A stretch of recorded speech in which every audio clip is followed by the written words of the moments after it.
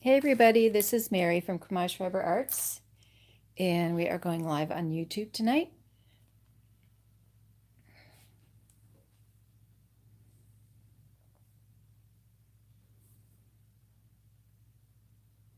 We had this bat up on Facebook and posed a couple questions to people, and we asked them, what do you see in this bat? What are the problems that you might see?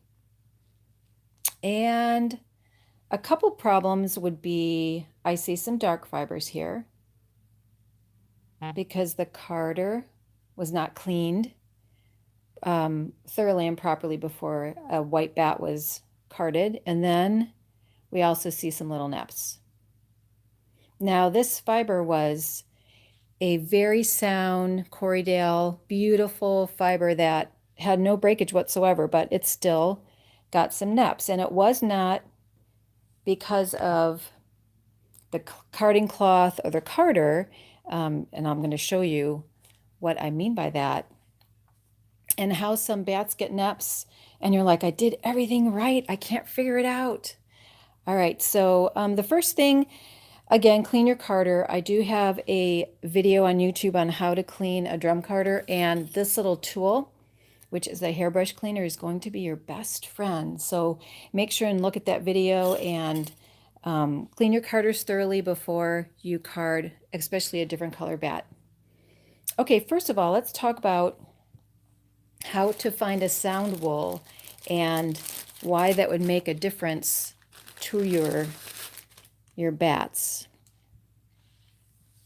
Now, when we talk about a sound wool, we talk about how strong it is, the tensile strength of the wool.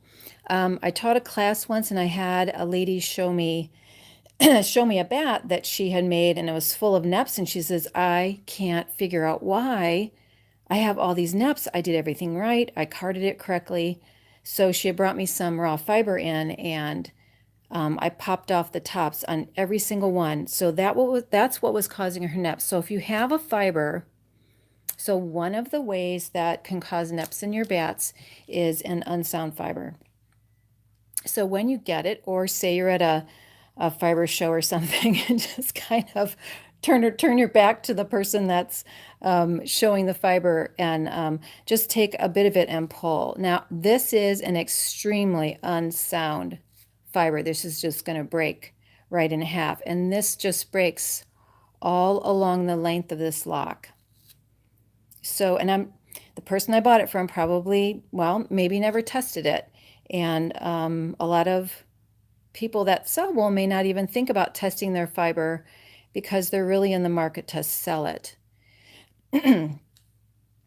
So this is what's going to cause your nepps. Now, one of the things that I had read or heard a while ago is that to test your wool, you want to give it enough pull that you would pull your hair to make it hurt, because that is the amount of force that it's going to take when you put it through pickers and carders and things like that, and especially the metal teeth. I mean, look at this stuff. So look how tiny that is. That's going to make a nepp when you card a bat. So test your wool when you get it. If you do get an unsound wool from someone that raises sheep, you might want to contact them and nicely say, hey, your fiber's breaking all along the length, and you really, I mean, there's not much you can really do with this unless you like a lot of nepps in your bat, and that's absolutely perfectly fine. So just as long as you know what your end goal is. If your end goal is a smooth bat with no nepps, then this is something you probably don't want to use. Some fleeces will just have, some of the tips will just fall off, will pop off. And the rest of the lock is perfectly sound. Sometimes people will go and just pull those locks off of they will even cut them because the end is cut. So what's the difference if you cut the tips off? It doesn't matter. This is part of wool prep, and it does take some time, and it can be a little frustrating because you want it to go really fast. But it's a Zen process. If you don't want to send it to a mill, do it right the first time, and then you will have a really beautiful end product. Okay, so that is one way that you'll get neps in your fiber. And then let's talk about the second way that you can get neps in your fiber.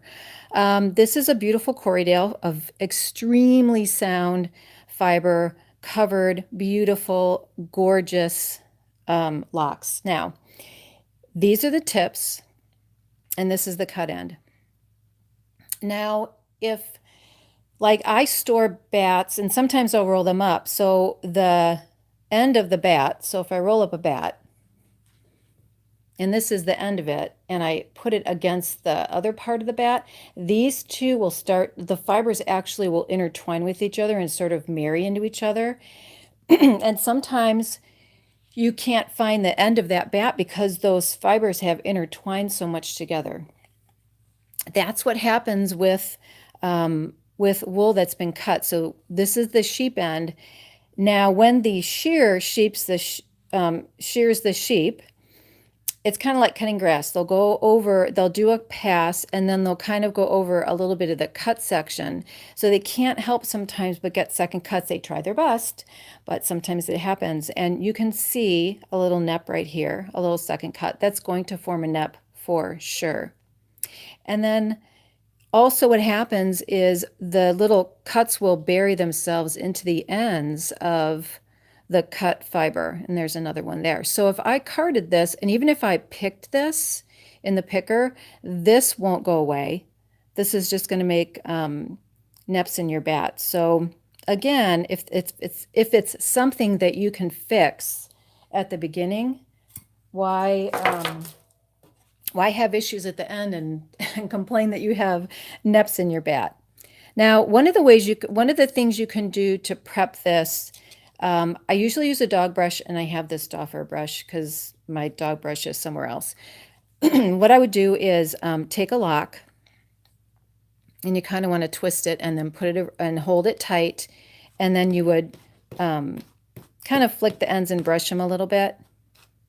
So that will get rid of any neps that are in the ends of the cut side of the fiber. If you wanted to, you could do the other end. Say you don't have a picker and you're prepping this wool to be carded and you want a beautiful smooth bat. Oops, that's how you would prep. That's how you would prep your locks. I personally would at least brush the cut end so you don't have neppy bats. Who wants neppy bats? So look at that beautiful cloud right there. I mean, you can spin right from this, but if you want to spin from bats, this is what you would card. So that's absolutely gorgeous, right? And then we have another fiber here, and these are, oh my gosh, these are so soft, so soft. So this is the tip end, right? Because it kind of comes to a tip. This is this, I call it the sunny side up because it's towards the sun. And this is the cut side. So another thing you could do too is you could take your fiber and open it up against a black background. And sometimes, once in a while, you can see scurf, which is kind of like a dandruff, and it has to do with their health and their diet and things like that. And if you do see a little bit of scurf, you'll actually see it more when you wash it, and it's just impossible to get out. So sometimes you can see it, sometimes you can't. Okay, so, and actually what I'm doing is I'm laying down and I'm pulling up, and then I'll do a little brushing.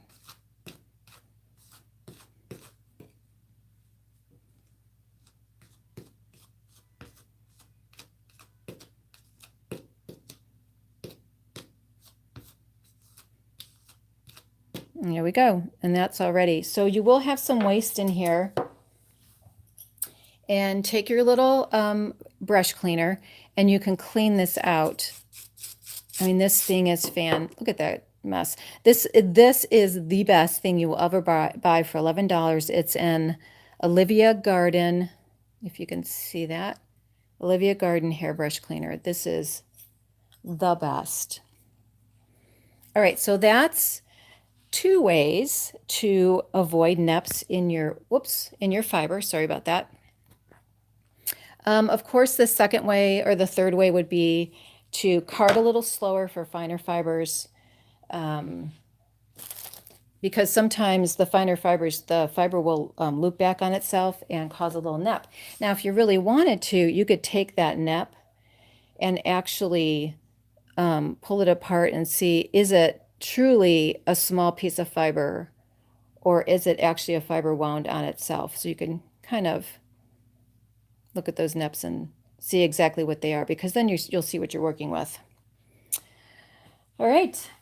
Okay, those are the answers to your questions, or to the little quiz today. And I think we will end with showing you a little bit of carding on the Brothers Supercard. Someone asked how it did with raw fiber. So this is some raw, clean, and picked Corriedale. So we'll go ahead and card a little bit of that so you can see.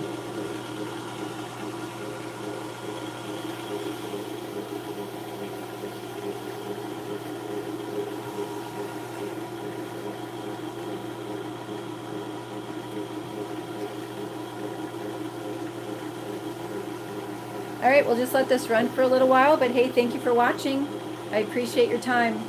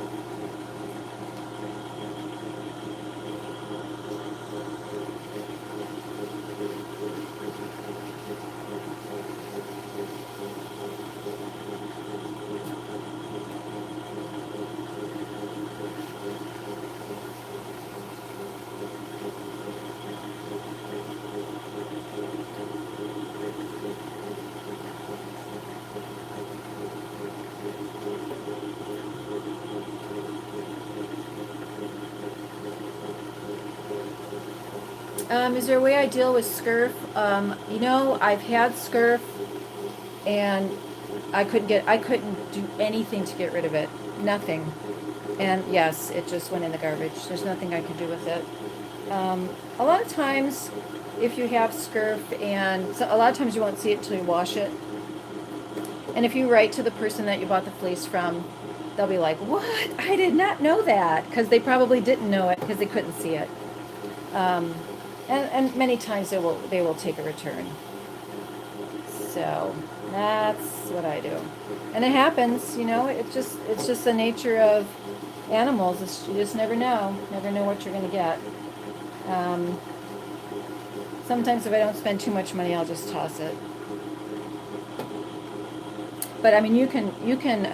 I've tried to card it, pick it, blend it, everything, and it's just these white little pieces of dandruff that you cannot get rid of. Some people say to use, I don't know, ammonia or vinegar. I don't know what they say. Who knows what they say? They say lots of things. But anyway. Scurf, SCURF. It's actually like a dandruff. It's kind of a skin condition that is caused by them being stressed out or ill, maybe their diet. And, you know, I'll buy my fibers from shepherds that I know their sheep. They know their diets, they know their health. I buy from one that's a veterinarian, so his is amazing. And I have found a few other shepherds whose fleece I've just had the best from it. It's not luck. It's definitely their skill and their knowledge of the diet and the health of the animal. So, yeah. Anyway. This is a Brother Supercard. It's a 3-drum carder. It's a massive animal. Brother actually bought the plants from from Patrick Green, and 90% of these pickers and carters are made from Patrick Green's actual supply. So they got they got all his supply, and they're rebuilding. They are rebuilding all their tools, which is fantastic because I had a Patrick Green a while ago, an electric one, a 2 drums, and I was sick. I sold it, and then he was getting older, and I heard he wasn't doing well, and I'm like, oh my gosh, I shouldn't have never sold that thing. Ugh. Okay, let me show you real quick how to clean how to clean this carter. So there's these 2 drums that you'll want to clean, and you'll take this little duffer brush, and then you'll kind of turn it on. Now I don't clean it with it running because I don't want to catch my hand in anything. So be really safe with this, and then go up. And this is where this little hairbrush cleaner comes into play. It'll get out all the little pieces. And then this one, you'll need the bigger guns to get that. And again, you can just clean. Let's see, where am I? Clean the brush with this. And some people like to save this for something else. It's up to you. A lot of nepps and stuff. See the little nepps that are getting stuck in that. So you may not want to use this for much, except maybe to give the birds to make a nest. So anyway, yep.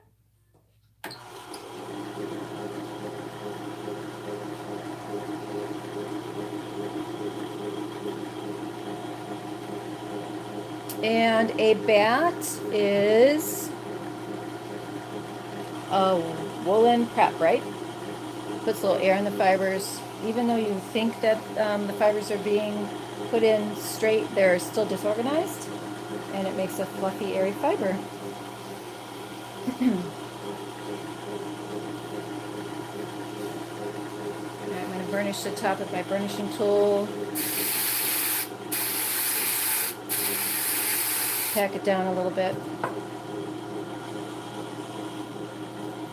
All right, thank you for watching, and let's see. Oh, you're welcome, Gail. You're welcome. Thanks for watching, and we'll make more videos in the future for sure. All right, good night. Have a good night. Bye-bye.